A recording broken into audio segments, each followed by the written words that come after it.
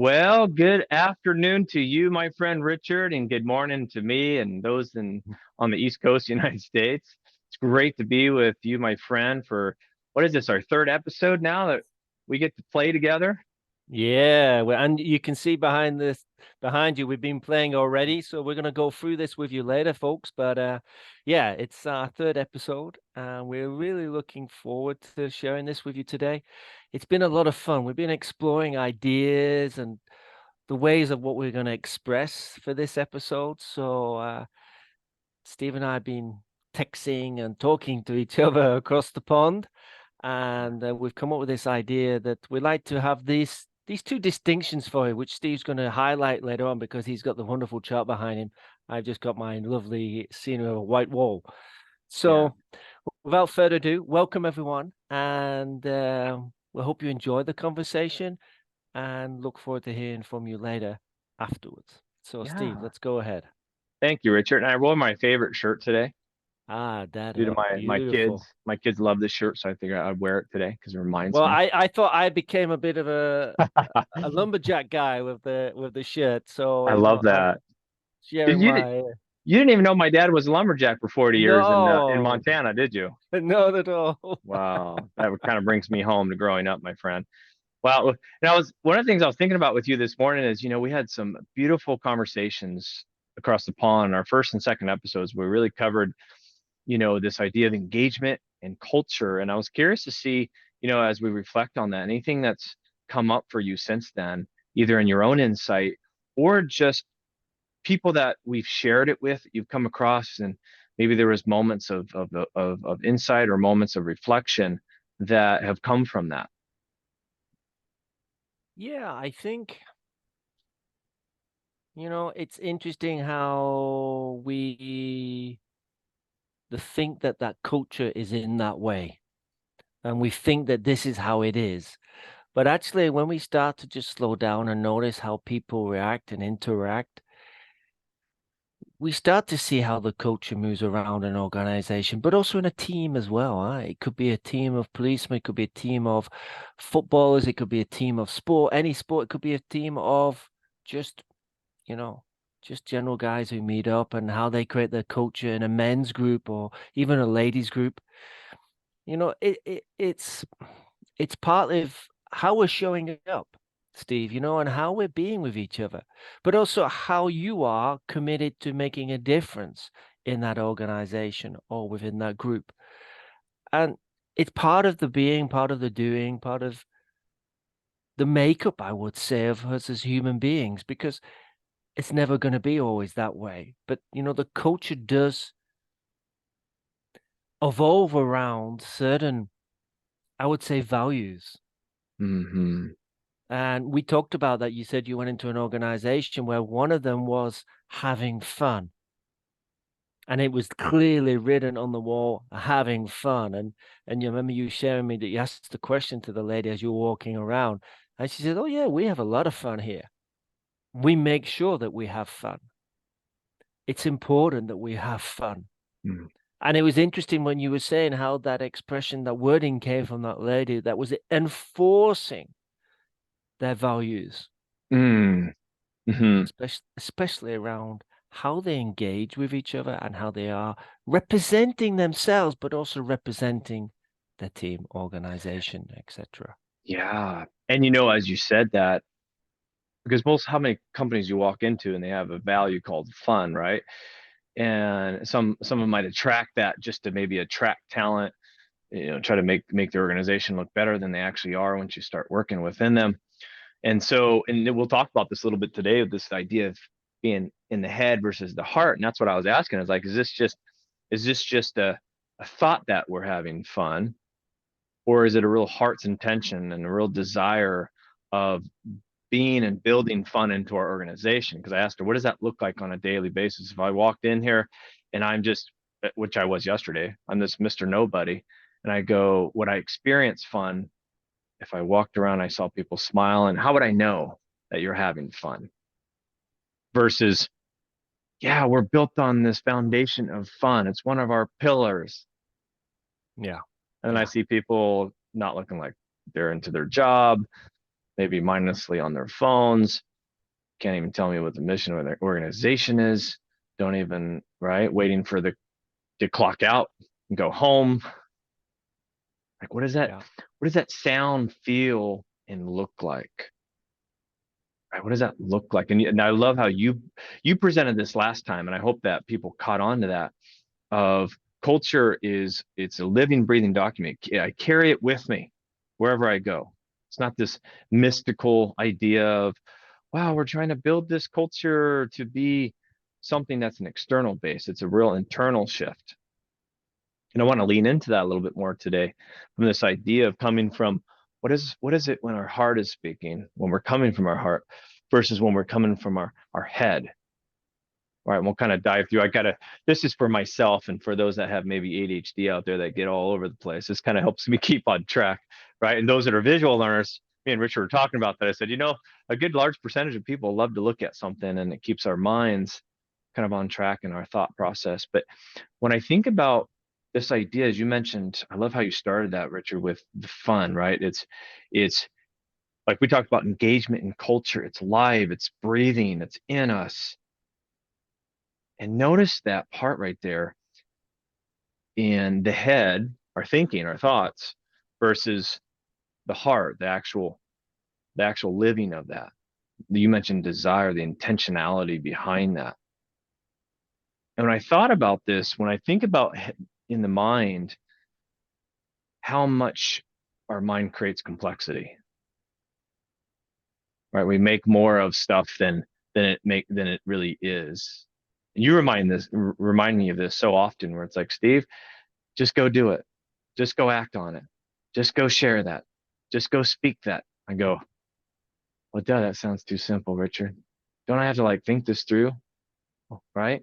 The heart is, it knows the answer. It's simple. It's already there. Doesn't need permission. What do you think about that on the idea of the heart when it comes to, I love how you start us with just like these values, these vision, the mission statement of organizations. Doesn't Mm. mean anything unless it has the heart behind it. What does that look like to you? Well, we've talked about this as well. I mean, you can't copy a strategy and you Mm-hmm. can't copy anyone else's culture. It has to come from within the people that are there, Mm-hmm. that are in that organization, in that team. We talked about Pete Carroll from the NFL, where he actually got the players to write up the values because it's part of them as well, and that's how they create that culture. But going back to your diagram there,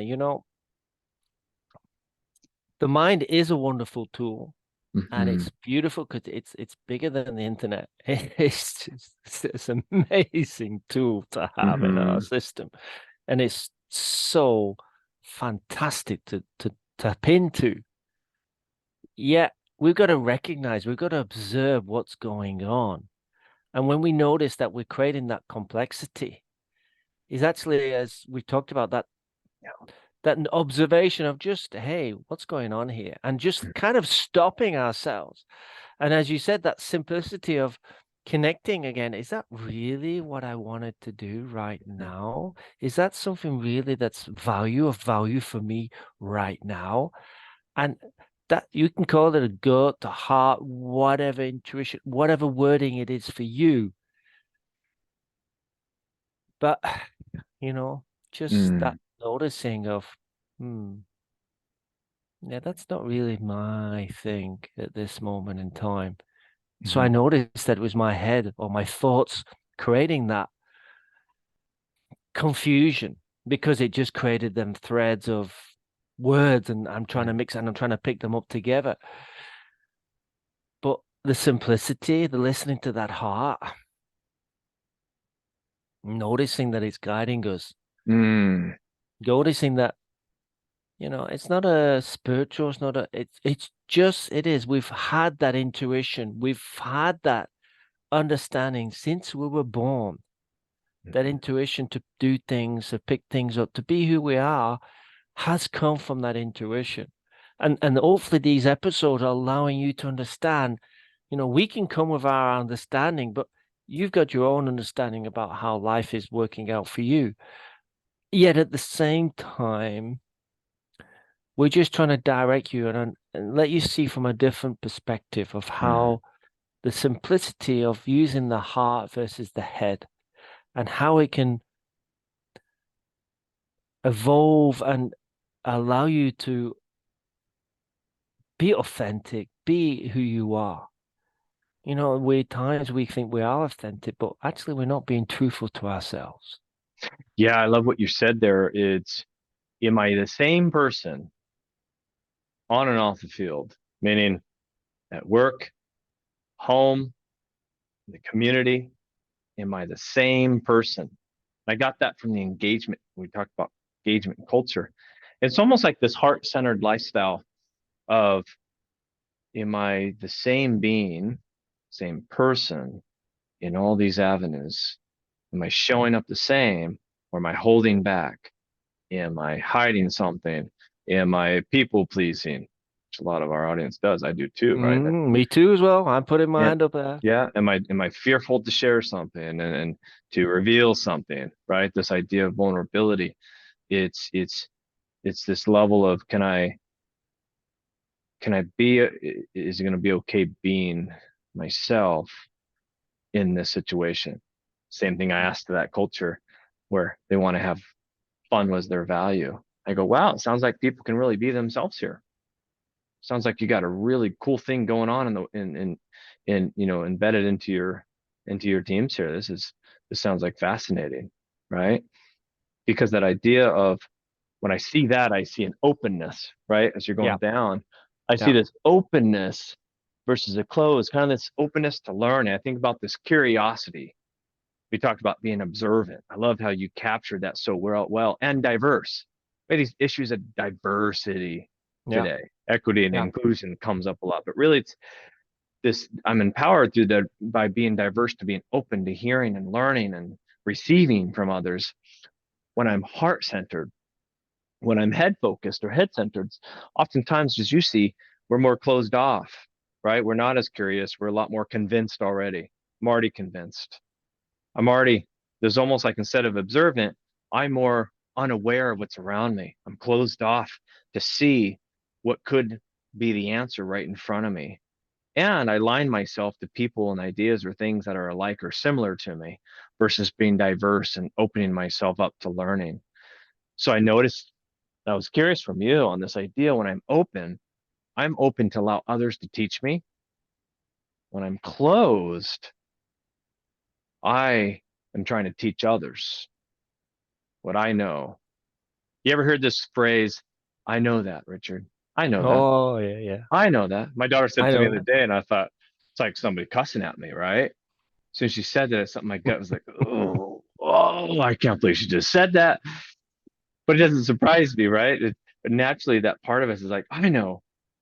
Who are you to tell me? I know that already. I've already, but as you and I know, it's like, if there was, if I know something, and the couple questions that follow up with that are, why am I not doing anything with it? Or how come there's not been a shift in who I'm being, right? Mm. When I'm on the head side, on the heart side, and I want you to elaborate, I'd love to hear your take on this, where it's, the more I learn, the less I actually know, which means the more I'm coming as a student all over again. I don't know. Please teach me. When I'm coming from the heart versus, I know that. Oh, I know. What can you actually show me today? Yeah, I think when you were talking about the seeing part, I was listening to an audio and it was sharing about person sat next to this other person and he said, "What do you see?" Hmm. Well, yeah, well, I see this and this, but he was in his head. The guy was in his head, and he was more complaining about what was happening beside him, about his life, but actually not seeing what is the beauty and the scenery and what is there right now, Mm. which was just a loving sunset, a loving sea rolling back and forth along the beach, and the love of just being there in that moment. We get caught up in majority of the time in the past and the percentage in the future, Yes. hardly in the present. And I think that ties Mm. in nicely what we're saying about the heart and the openness. And the fact is, a good friend of mine, Mikael from Denmark, he was sharing about we unlearn to learn again. And we should be Mm. doing that at every moment. Wherever that's come from, it was beautiful because at the time he was sharing that with me. And it just resonates with me that, we're always unlearning to learn. We can never say we know that because it was in the past. Yeah. Honestly, yeah, well, I know how to drive. Great. But do you know how to drive when there's an incident or when there's been flooding or, you know, ha okay, you know the Yeah. basics, but you've got to Yeah. learn more. Think about that too. Like, have you ever seen any high level leader in anything? Sports, you mentioned Pete Carroll, business, uh, performance of any sorts. Have you ever seen the best in the world? Elon Musk, Warren Buffett. You ever seen the best go, oh, I know that already? Mm, Never. mm. Yeah, Not that's true. once. Not Yeah, once. Right. And so this idea that I'm open to receiving, I love what you said. I unlearn to learn again. yeah, Unlearn to learn again. Please show me. I'm in the front rows with my with my notebook. I'm ready to take lessons. You go, shit, you know this already? Oh, I never know enough. Right. And you made me think of that idea. I had a client yesterday. He goes, Steve, I would like to listen to things and take notes. And is that okay? I know it takes me longer to get through, and I'm taking notes and I'm jotting things down. I go, you're doing what all the best leaders in the world that I know and study and follow take notes.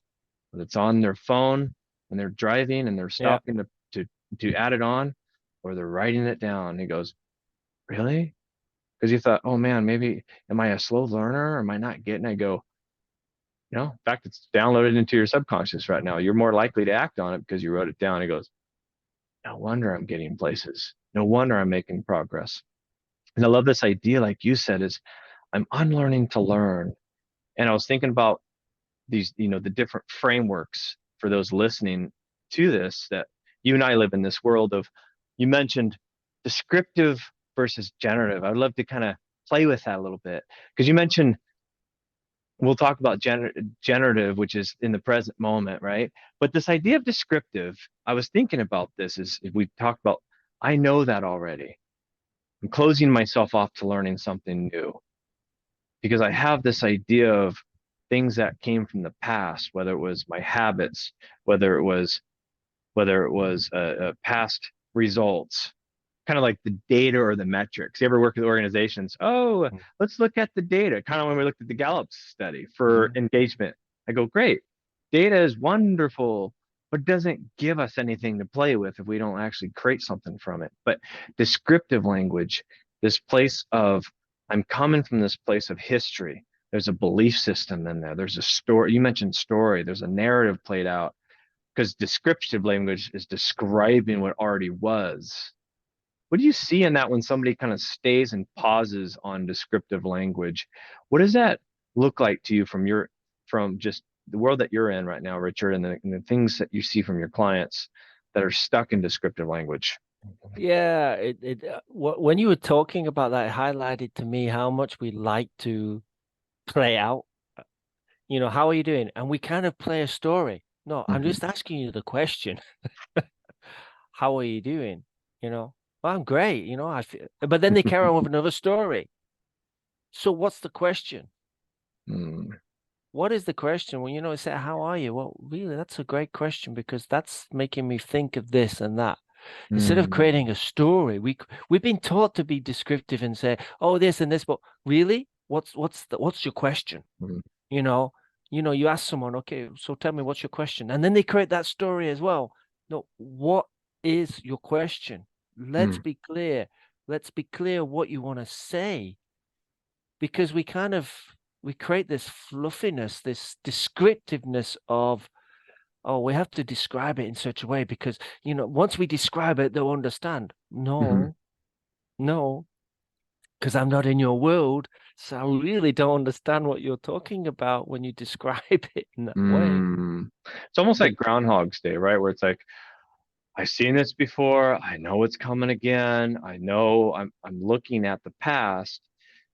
This is one of the reasons why I didn't stay in as a therapist role. My friends that are licensed therapists, great. I have some friends that are just amazing at what they do, but I could not stay in that role because descriptive language was clouding out, which we'll talk about generative language. It was clouding out the ability for a lot of these clients to really see what's before them, what's possible, where's their options, what can I do with this? They were stuck in the story of my life sucks. See, Steve, anything you can do to help me? And they were so just overly inundated with this stuckness of judgment and past failure and future uncertainty and this place of they already know. I know that. I know how this is going to play out for me, Richard. Yeah. But we don't. Hmm. This is the thing. And then we get disappointed when it didn't play out as it should. So there we've got the expectations versus the agreements that we have with ourselves and with others and all the things about life. Because when you're expecting something, you get disappointed and you go, I Mm. told you so. I told you it was going to happen like that. Really? Really? Can you really see step by step that it was actually happening in that way? Mhm. No, because you made that up. You created it to make it look that way. Yeah, sorry, folks. We're talking about how you create your reality. And it's Mhm. part of this head and heart situation. Because at the end of the day, what you're seeing, you're creating it. Yeah. And I love what you're saying there. So shifting into the creating part of it is when I'm in descriptive language, I'm stuck in a story and I'm not creating, right? I'm either creating or reacting, right? Yeah. And this idea of I'm here, I'm reacting to what shows up in front of me based on a past narrative. Yeah. Now shifting gears to the heart sees possibility. The heart needs All no the time. apologies, right? All the time. And we think about this from a generative. When I think of generating, I'm trying to start my lawnmower, which didn't start up the other day. I'm like, asked my neighbor this morning, can I use your lawnmower? Generating energy. I'm trying to start this. I'm starting something. Notice what's in that. There's action. I'm Yeah. creating. I'm in momentum, right? Well, my lawnmower is not momentum at the moment. It's just sitting there dead. But when I'm generating something, I'm putting power and intention and energy and beauty into the moment. Because when I'm creating, I can't be depressed and anxious at the same time, right? It's kind of like gratitude. Oh, I'm happy. This is why, like when people hike or they go to Disneyland or wherever it is in Europe that people like to go, you might know better than that. But when you're hiking, you don't see like we talked about last time, happy trails or the happiest place on the planet is Disneyland. Well, that's a thought that it's the happiest place, right? Because I For made that it person, for right. that person, I made it the happiest place because I generated it to be such. And when I'm in the present moment, I love what you said there. When I'm in the moment, when I'm not in the story, I'm in the beauty of it now. When you see that I'm generating something, what's some of the ingredients, some of the ingredients that come with that? When I'm generating something new, something of fresh, something that wasn't there already. Maybe it was in the sense of descriptive language isn't bad when acted upon with generative language. Descriptive language in itself just tells us data. That's it, right? But generative language, it breeds like an art, a beauty, a creativity, a sense of there's a sense of value into it now because we're generating something. Tell me more about this because you speak it into me so often, Richard. You probably don't even know it when you're like, why don't you act on that? That's a great idea. Why don't you go share that? I'm thinking, oh, well, that was easy. Why didn't I think of that? well, what I think you're highlighting there is okay, we're saying it's energy, whatever it is, it's just that momentum of seeing Mm, it from a different perspective. And the feeling that's connected with the thought of that means, you know, folks, when you have that moment where you think, wow, that was great. I had a great game of sport, or we had a great meeting with this person, or, this client was really happy when we did the sales process, or, even, just saying, I was in London, folks, and I was waiting, my children were walking around, and I'm just sat outside a shop and I'm watching people walk by, and I could see all the different characters. I could see all the different actions, how they were all interacting. And I just stood there smiling, just smiling and just visually having contact with these people. And every time they looked at me, saw me smiling, they just smiled back, or they glanced and they smiled back. I wasn't asking for anything, yet I was receiving so much of their presence in Mm, that moment, of that energy, which mm, filled me to continue doing it all day. And isn't that interesting that mm, that just came about by me being present, generating, observing, wherever we used to say, the situation, slowing down to what it was, and just that appreciation, the knowing that, you know, I'm grateful that I'm here, but I didn't have um, to express it any other way apart from just a smile and the eye connection with people as they pass by. And it wow. changed everyone. Isn't that powerful? Like an active presence. You made me think of this quote, my favorite quote. I might have shared this with you before, but it was this idea of curiosity. When I'm noticing others, I'm smiling, I'm taking notice and observing them. This idea of curiosity is the most powerful force on the planet. When I'm curious, I'm smile. We talk about this in engagement and culture. I'm curious.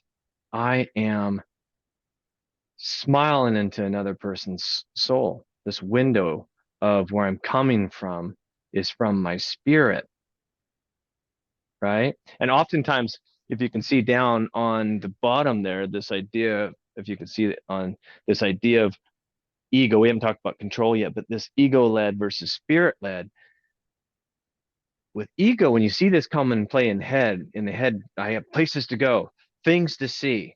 I'm either stuck in my past or I'm anxious about my future, but I'm not in the moment. This heart connection, like you mentioned, sitting and observing.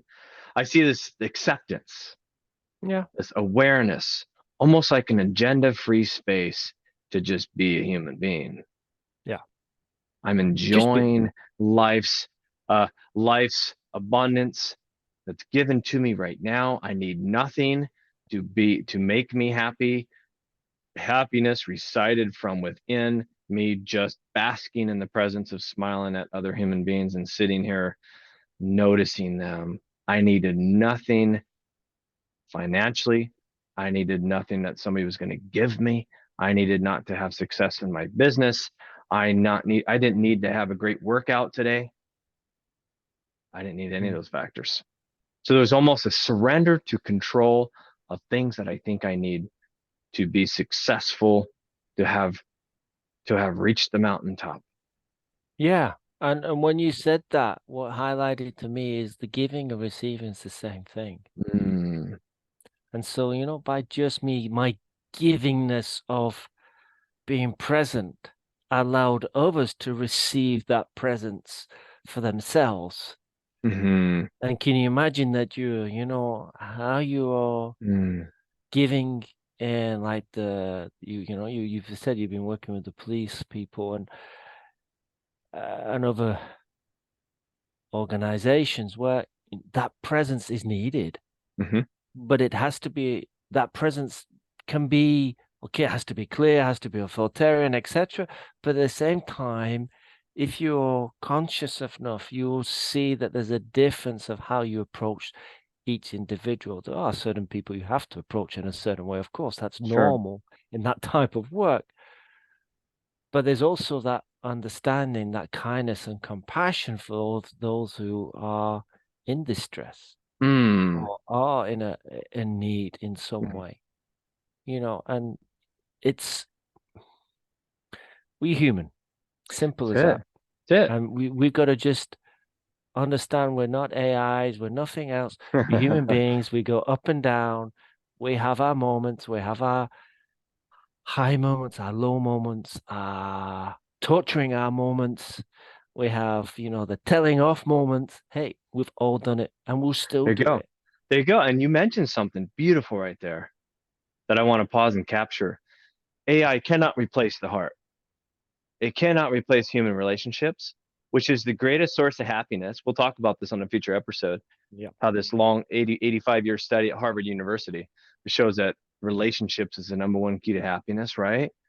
And you think about this, AI cannot replace the human connection. It cannot replace the heart. Even this, I was listening to a really good podcast recently. I think it's by Dean Graziosi, and it works closely with Tony Robbins right here, and just great coaches on the planet. And he was talking about, this idea where even though this, what's it, chat GPT, it's like, it gives you like, hey, I can put a word in and it gives me everything I need. And some of that is good. Kind of maybe it gives us Yeah. ahead of the game. Part of it though removes us from the wrestle and the struggle and the learning of having to kind of old school style of research and learn and build and develop. Still having that conversation with my wife. And I go, isn't this cool that you could put in a word and just fills in what I need? But then the rest of the learning that needed to be had, Levy said, unlearn to learn. I'm almost bypassing that sometimes too. So Yeah. there's an ebb and a flow to saying, how does this serve me?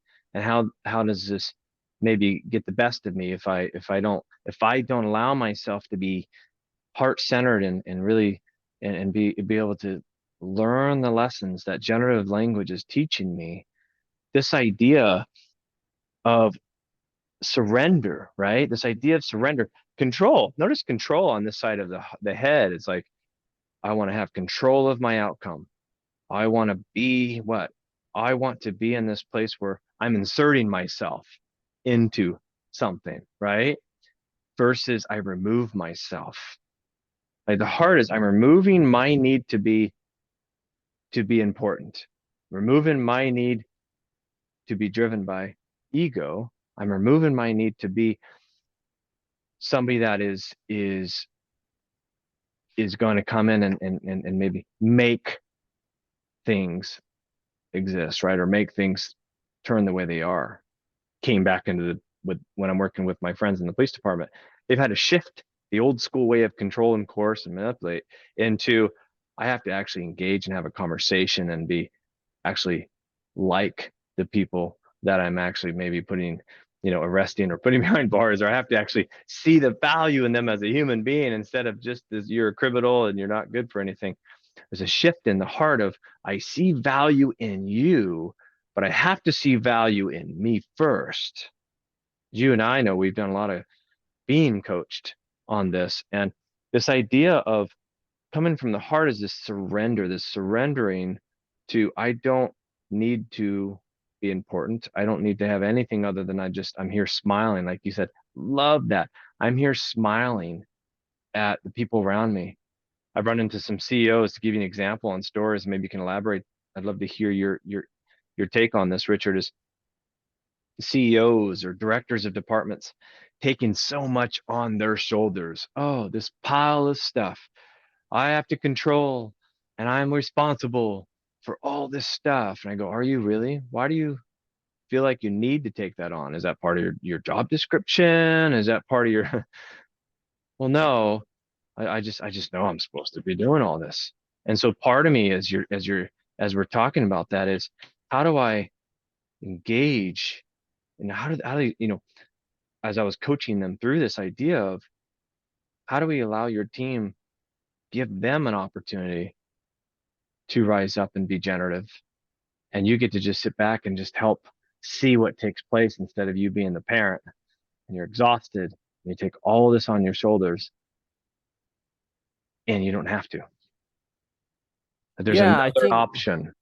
there's another option, and I think it's entrusting people to take their responsibility and allowing them to take responsibility because it's their learning curve as well as ours. Hmm. You're highlighting stuff that we may be learning.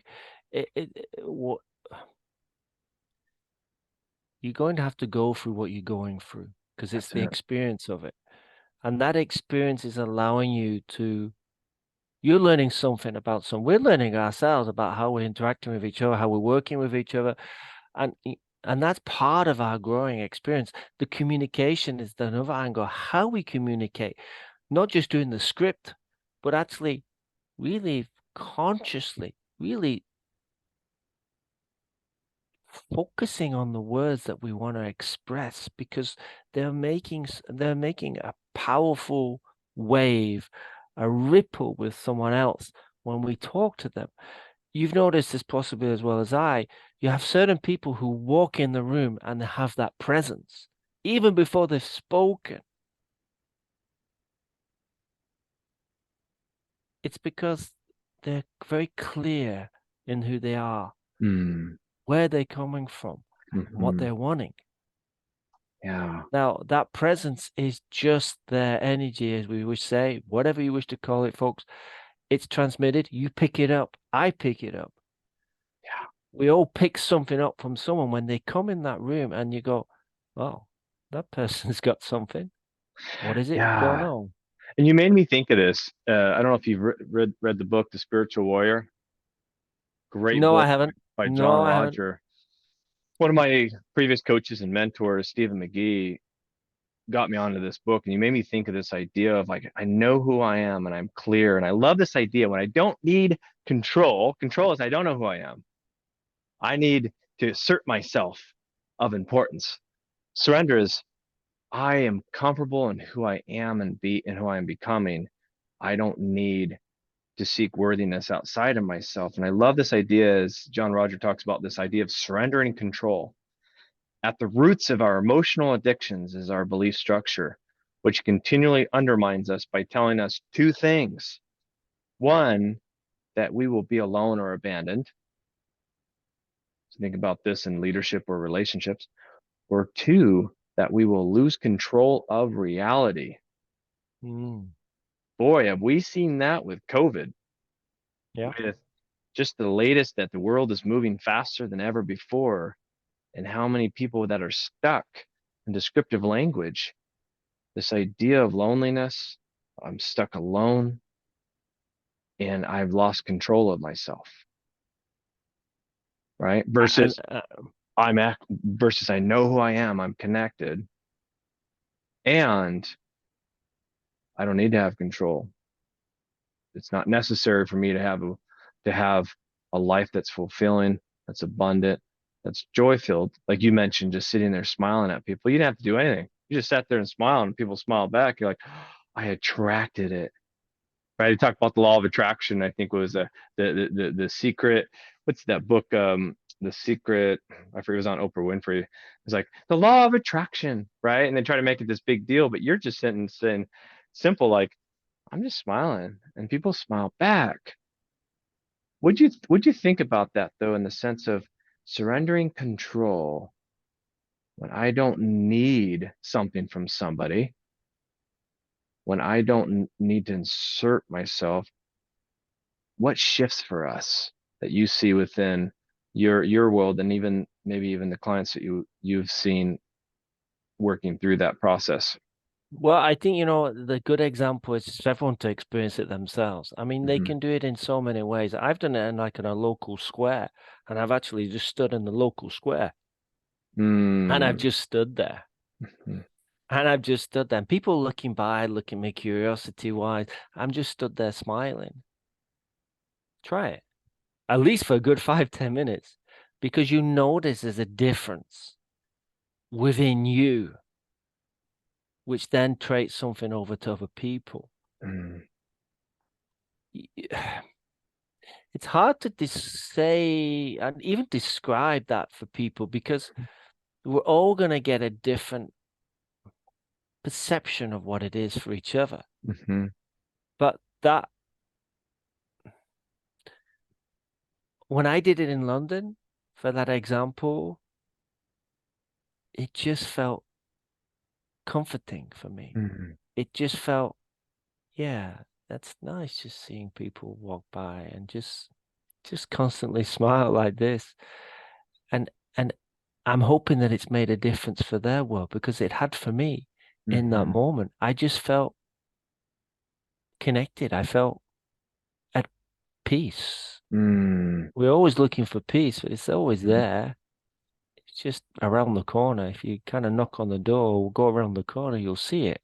Hmm. But you have to move forward. You've got to be present to know that you can move forward with things That's in it. the right way.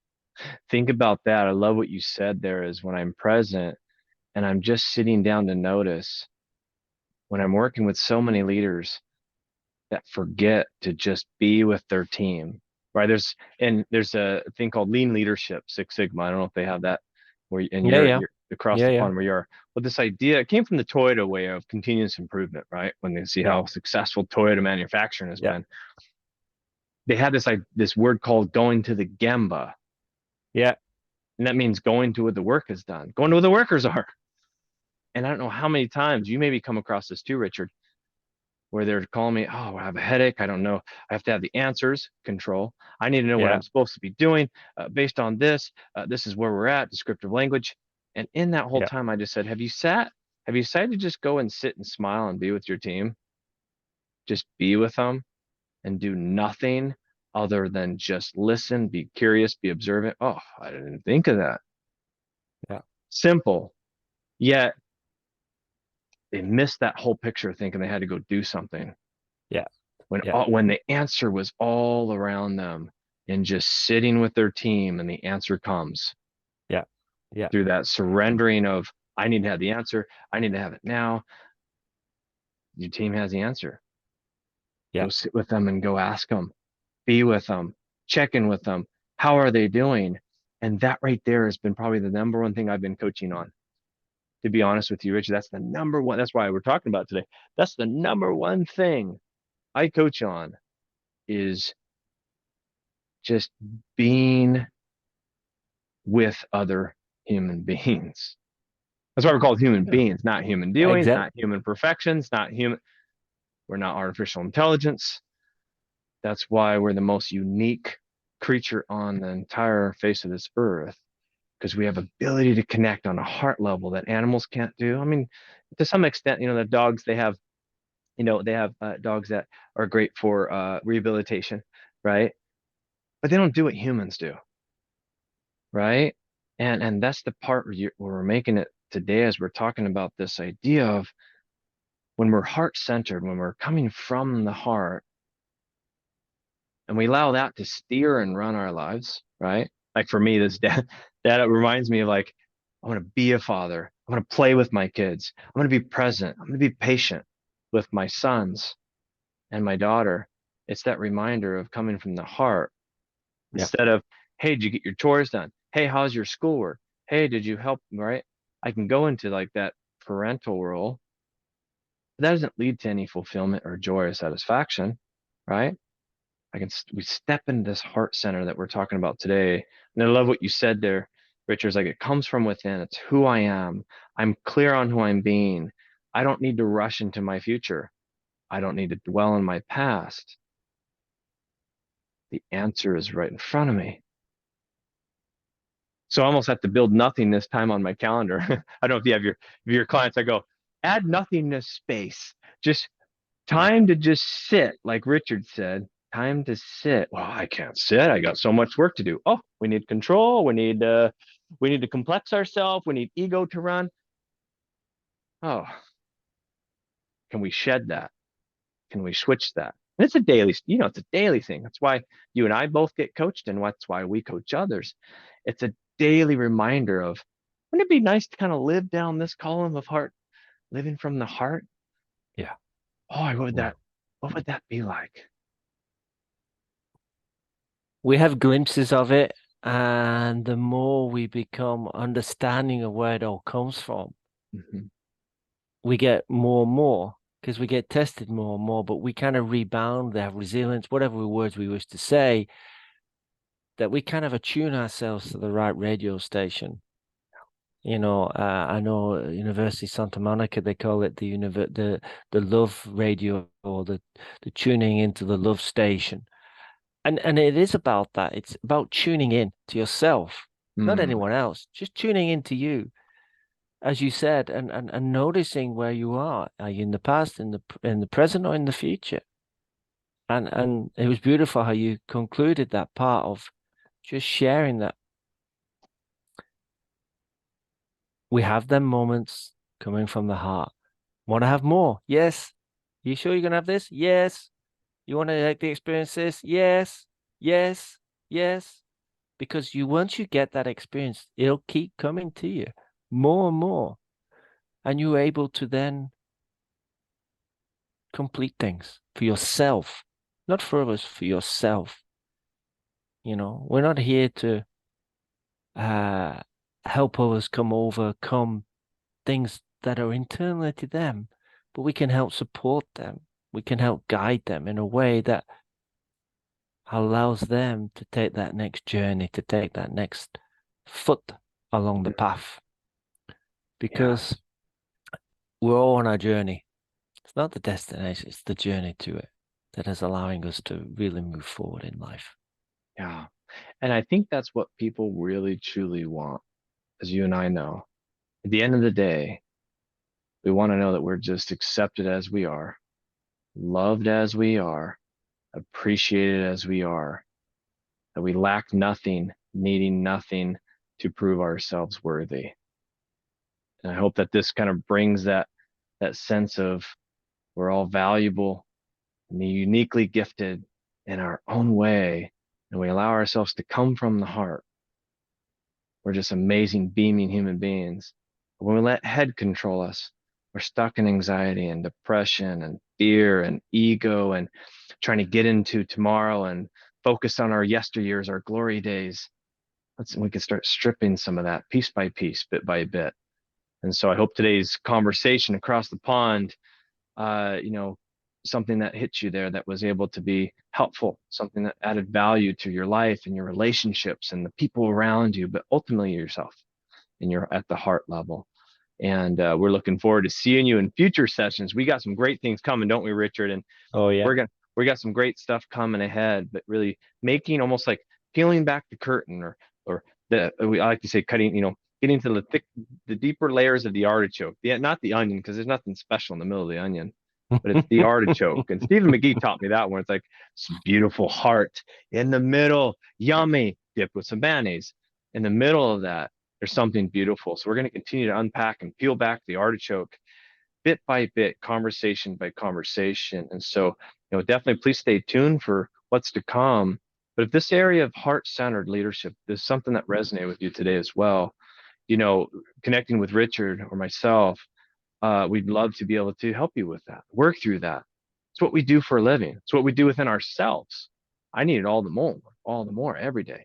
And so we'd love to just connect with you on that, and we'll have our contact information, of course, in the show notes. But until we meet again, though, Richard, man, it's been a pleasure today connecting with you, brother. And I'm looking forward to our next conversation across the pond. Thank you. Me too. Take care, everyone, and we'll see you all soon. All Thanks. Bye right. bye. Bye for now.